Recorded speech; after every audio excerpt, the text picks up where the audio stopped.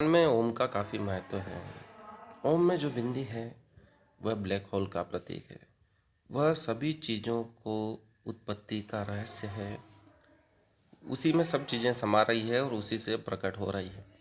ध्यान की अवस्था में मैंने प्राप्त किया है कि जब हम ध्यान लगाते हैं तो दोनों भवों के बीच में ऐसा आकर्षण पैदा होता है कि उसमें मालूम नहीं पड़ता है कि चीज़ें बाहर जा रही या अंदर आ रही। वह आकर्षण अद्भुत है।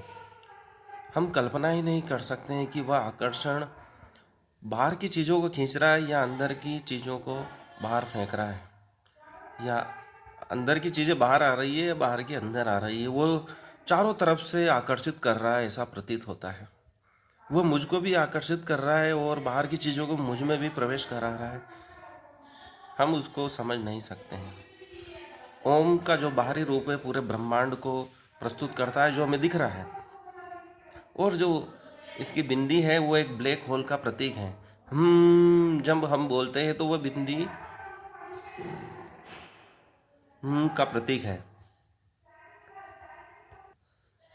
एक प्रकार का गुंजन है, जो वाइब्रेशन है, जो ब्लैक होल के समान सभी वस्तुओं को आकर्षित कर रहा है। तो ओम समस्त ब्रह्मांड की उत्पत्ति का कारण है। जो बिंदु है जहाँ से सृष्टि की शुरुआत हुई है ऐसा माना जाता है, और ओंकार का बाहरी रूप जहाँ उसका समापन होना है। तो सकल भूत भविष्य वर्तमान ओम में समाये हुए हैं।